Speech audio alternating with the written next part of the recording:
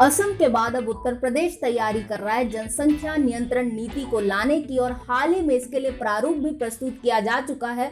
उत्तर प्रदेश जनसंख्या नियंत्रण विधेयक 2021 का, जिस पर विचारों और टिप्पणियों के लिए 19 जुलाई तक की समय सीमा रखी गई है। लेकिन असम की नीति से यह थोड़ा अलग है। असम की नीति की तुलना में काफी विस्तृत है, इसमें काफी सारे प्रावधानों की बात की गई है और सबसे बड़ा अंतर जो है वह यह कि असम में जहां 2 बच्चों की नीति की बात की जा रही है, वहीं उत्तर प्रदेश के इस प्रारूप विधेयक में 1 बच्चे की नीति पर अधिक जोर दिया गया है, जो कि चीन की 1 बच्चे की नीति की नकल करने जैसा हुआ और यह कितनी विफल रही थी हम सब जानते हैं। और यूं ही नहीं, आज चीन गर्भवती स्त्रियों का जेनेटिक डाटा एकत्रित कर रहा है, क्योंकि 1 बच्चे की नीति के कारण जनसांख्यिकी में आयु वर्गों के अनुपातों में जो समस्या खड़ी हो जाती है, उसका समाधान शायद चीन ढूंढ रहा है और हम नहीं चाहते कि हम भारत में एक वैसी ही समस्या को जन्म दें। इसके अलावा इस नीति में कुछ ऐसे अवसर भी हैं जो यह संभावना देते हैं कि निचले स्तर पर भ्रष्टाचार भी किया जा सके। मुख्य रूप से यह विधेयक प्रारूप 2 दृष्टिकोण में देखा जा सकता है। पहला तो है प्रोत्साहन, जिसमें जो लोग 2 बच्चे या उससे कम रखेंगे उन्हें प्रोत्साहन दिया जाएगा, चाहे वह सरकारी नौकरियों के लिए चयन में हो या शैक्षिक संस्थानों में प्रवेश के लिए हो। और दूसरा दृष्टिकोण है हतोत्साह का, जिसमें इस नीति का उल्लंघन करने वालों को सरकारी सुविधाओं से वंचित किया जाएगा, उन्हें चुनाव लड़ने से रोका जाएगा। इस प्रकार की यह नीति है। लेकिन इस नीति पर बात करने से पहले हम यह समझें कि क्या सच में जनसंख्या नियंत्रण कानून की आवश्यकता थी? तो उत्तर है नहीं, और इस पर मैं पहले भी बात कर चुकी हूं, जो वीडियो आप आई बटन में जाकर देख सकते हैं। क्योंकि भारत के 24 राज्यों में जो कि प्रतिस्थापन दर 2.1 की होती है, उससे कम हो गई है प्रजनन दर। प्रतिस्थापन दर यानी 2.1 पर जब तक जनसंख्या रहती है तो वह जनसंख्या उतनी ही रहती है, न बढ़ती है न घटती है। लेकिन जब प्रजनन दर 2.1 से कम हो जाती है तो जनसंख्या घटनी शुरू हो जाती है, और इसलिए भारत में इस प्रकार की नीति की कोई आवश्यकता नहीं थी।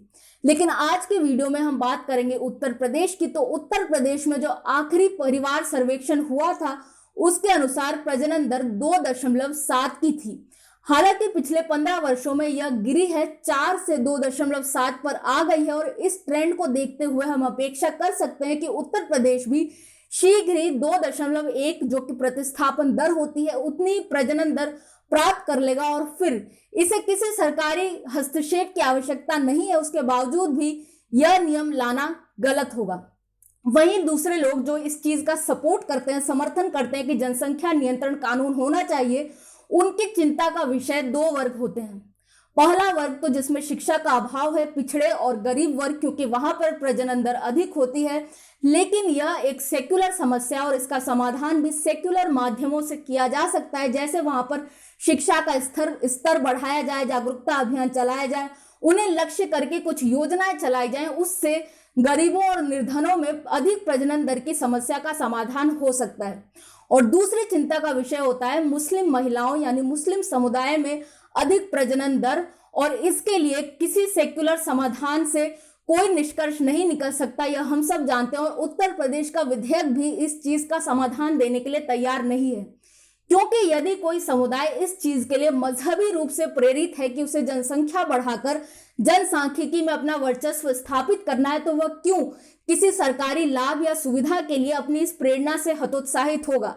हालांकि देश की मीडिया यह बताना चाहती है कि यह एक सेकुलर समस्या ही है। हाल ही में मैंने असम पर वीडियो बनाया था, जिसमें एक हेडलाइन दी गई थी कि असम में मुस्लिमों की प्रजनन दर में भारी गिरावट देखने को मिली। लेकिन इस तरह से एक डाटा को उठाकर किस तरह से प्रोपेगेंडा फैलाया जाता है, उसे आप आई बटन में जाकर देख सकते हैं। और कल जो विश्व जनसंख्या दिवस था, उसमें दैनिक भास्कर ने एक कवर स्टोरी दी थी, जिसमें बहुत सारा डाटा प्रस्तुत किया गया था। वहां भी इसका यह कहना था कि जिन राज्यों में मुस्लिमों की जनसंख्या अधिक है, वहां पर प्रजनन दर कम है। लेकिन इस डाटा में त्रुटि यह है कि यह यदि सच में बताना चाहता है कि मुस्लिमों की जनसंख्या का उनके समुदाय से कोई लेना देना नहीं है, तो क्यों दैनिक भास्कर ने वह डाटा प्रस्तुत नहीं किया जो यह दर्शाए कि मुस्लिमों में कितनी प्रजनन दर है और हिंदुओं में कितनी प्रजनन दर है। उदाहरण स्वरूप जैसे असम का डाटा लिया जाए तो उसमें 1.7 लिखा था, जबकि वास्तविकता में असम का डाटा 1.9 है और उसमें हिंदुओं की प्रजनन दर 1.6 है और वहीं मुस्लिमों की 2.4 है। और इसलिए इस तरह के सिलेक्टिव डाटा को उठाकर इसमें केरला का भी उदाहरण दिया गया था, जबकि हम सब जानते हैं कि केरला में जितनी शिक्षा का स्तर है उसके बावजूद भी मुस्लिम समुदाय में अधिक प्रजनन दर है। और इस तरह के सिलेक्टिव डाटा से लोगों को भ्रमित करने का प्रयास किया जा रहा है और शायद सरकार भी इसी तरह से भ्रमित हो गई है और उसने अभी जो विधेयक बनाया है उसने यही सोचकर बनाया है कि मुस्लिमों में जनसंख्या एक सेक्युलर समस्या है, जबकि ऐसा नहीं है। मेरे वरिष्ठ और स्वराज के वरिष्ठ संपादक अरिहंत पावड़िया इस पर बिंदुवार चर्चा करते हैं कि इस नीति में क्या समस्या है और उसी पर बात करूंगी मैं आज के वीडियो में। तो सबसे पहली समस्या तो यह है कि इसमें एक बच्चे की नीति पर जोर दिया गया है, जबकि जापान और पश्चिमी विश्व के उदाहरण से हम समझ सकते हैं कि किस तरह से जनसांख्यिकी के आयु वर्ग के अनुपातों में इस तरह का विरूपित करने से कितनी समस्या आ सकती है। और इसलिए कई सारे देश अब इस चीज से जूझ रहे हैं कि उनमें युवा वर्ग रहा ही नहीं है, ये देश बूढ़े हो रहे हैं और उस तरह की स्थिति हम नहीं चाहते कि भारत में हो। दूसरी समस्या यह है कि इसमें कोई लाभ आप तभी उठा सकते हैं जब आप नसबंदी करा लें।